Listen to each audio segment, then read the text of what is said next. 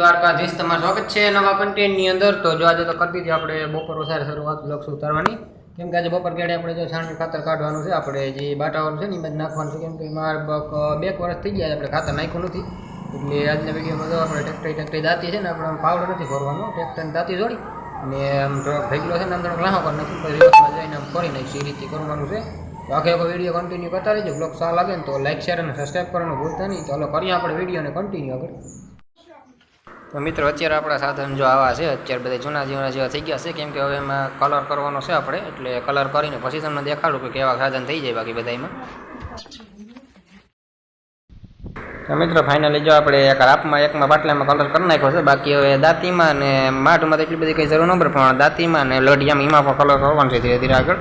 બાકી જો આજે એમાં રાપમાં કરી નાખ્યો છે આપણે, એટલે કેમ કે મસ્તીની છે ને હવે બાવડે પડીને એટલે કટાઈ નહીં, એટલે કલર કરી નાખીએ કંઈ વાંધો ન આવે। તો આજ રાપમાં ને એમાં કરી નાખ્યો છે, એટલે બાકી હવે કાલે દાંતીમાં ને પછી 1-2 દિવસની અંદર આપણે લોઢિયામાં બધાને કરી નાખીશું, કેમ કે બાવડે વરસાદના પડ્યા હોય એટલે તડકો બસ પડે ને એટલે કાટ લાગે, એટલે કલર કરી નાખી દે વાંધો ન આવે।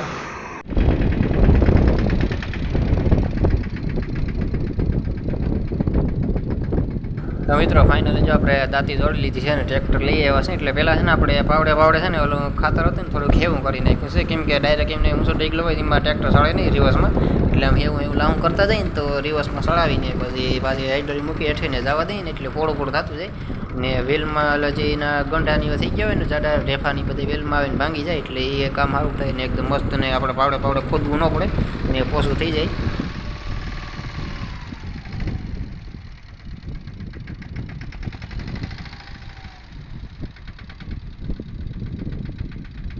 આપણે ઓલું પાવડે આપણે ખાતર કાઢીએ ને એમાં બહુ વાર લાગે, કેમ કે પાવડે ધીરે ધીરે આપણે ખોઈ દઈએ પછી ચાબલીઓ ભરીને આપણે નાખી દઈએ, એટલે એના કરતાં ડાયરેક્ટ આમાં જો દાંતી છે ને મલક બધું ખાતર આવે, કેમ કે પાવડે ખોદવામાં બહુ જ વાર લાગે ને આમાં થોડોક ઉકેલ થાય।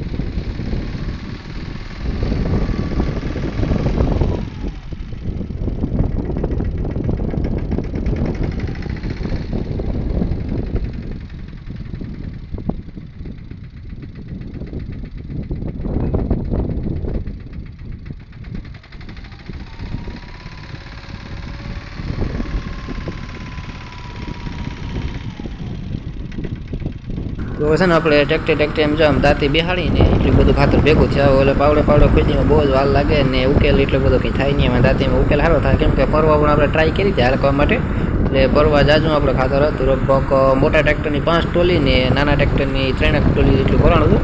પવર તો એટલું બધું છે નહીં, ખાલી બાટારામ નખાઈ જાય ને થોડું બધું।